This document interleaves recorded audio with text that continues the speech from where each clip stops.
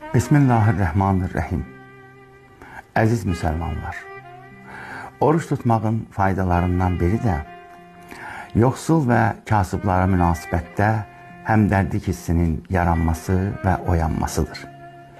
Rahat həyat tərzi keçirib, susuzluğun, acılığın dadını bilməyən və yoxsulluq zülmünü görməyən insanlar kasıbların vəziyyətini yəqin ki, başa düşə bilməzlər.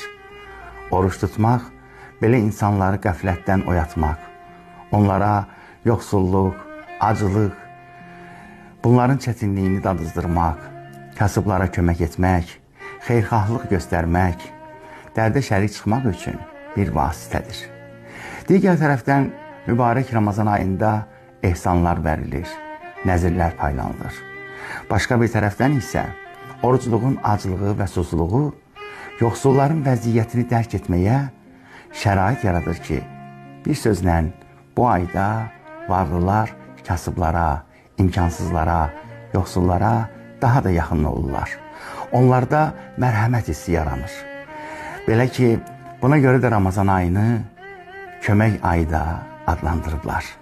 Həm nəzirlər paylayırlar, həm ehsan vermək həvəsləri işə düşür.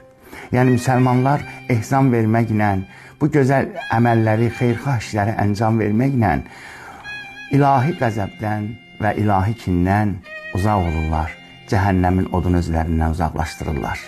Və bu, Allahın verdiyi nemətlərdən qardaşcasına istifadə etməklə, xüsusiyyətlə də oruç tutan insanlar bu müqəddəs ayın bu cəhətinə fikir versinlər ki, Ramazan ayının müqəddəs orucunu özünə layiq, gözəl, mənəvi bir şəkildə başa vursunlar inşallah. Həzrət İmam Sadiq əleyhissalamdan sual verdilər ki, soruşdular ki, Yəbnə Rəsulillah, Allah təbarək və Teala nəyə görə orucu vacib eləyibdir? İmam Sadiq'a buyurdu ki, Allah Teala oruç tutmağı ona görə vacib etdi ki, varlı ilə yoxsul bərabər olsun və acılıq zülmünü hiss edib kasıba əl tutsun.